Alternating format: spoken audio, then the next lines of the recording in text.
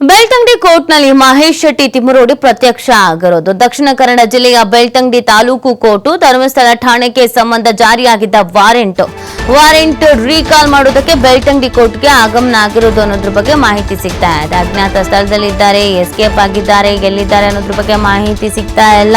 ಅವ್ರ ಮನೆಗೆ ಹೋಗಿ ನೋಟಿಸ್ ಅಂಟಿಸ್ ಬಂದಿದ್ದಾರೆ, ಇನ್ನೊಂದು ಮತ್ತೊಂದು ಅಂತ ಹೇಳ್ತಾ ಇದ್ರು. ಇಲ್ಲಿವರೆಗೂ ಪತ್ತೆ ಇರಲಿಲ್ಲ, ಈಗ ಪತ್ತೆ ಆಗಿರೋದು.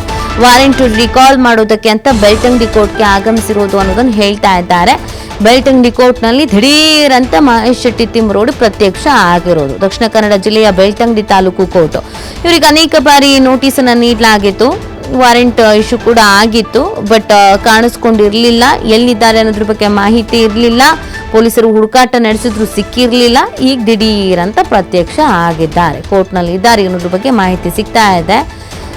ಬೆಳ್ತಂಗಡಿ ಕೋರ್ಟ್ನಲ್ಲಿ ಮಹೇಶ್ ಶೆಟ್ಟಿ ಪ್ರತ್ಯಕ್ಷ ಆಗಿರುವಂಥದ್ದು ವಾರೆಂಟ್ ವಿಚಾರಕ್ಕೆ ಸಂಬಂಧಪಟ್ಟಂತೆ ರೀಕಾಲ್ ಮಾಡೋದಕ್ಕೆ ಅಂತ ಬೆಳ್ತಂಗಡಿ ಕೋರ್ಟ್ಗೆ ಆಗಮಿಸಿದ್ದಾರೆ ಅನ್ನೋದ್ರ ಬಗ್ಗೆ ಮಾಹಿತಿ ಸಿಗ್ತಾ ಆಗಿದೆ. ನೋಡಿ, ಈ ಪ್ರಕರಣದಲ್ಲಿ ಸಿಕ್ಕಾಪಟ್ಟೆ ಡ್ರಾಮಾಗಳು ನಡೆದಿದ್ದು ಎಲ್ರಿಗೂ ಗೊತ್ತಿರುವಂಥ ವಿಚಾರ. ಮನೆ ಬಳಿ ಹೋಗಲಾಗಿತ್ತು, ಆಮೇಲೆ ನೋಟಿಸನ್ನು ಅಂಟಿಸಲಾಗಿತ್ತು, ಆಮೇಲೆ ಇವರ ಮನೆಯಲ್ಲಿ ಶಸ್ತ್ರಾಸ್ತ್ರಗಳು ಸಿಕ್ಕಿದ್ವು, ಇವರನ್ನು ಗಡಿಪಾರು ಮಾಡಬೇಕು ಅನ್ನುವಂಥದ್ದು ಕೂಡ ಆಗಿತ್ತು.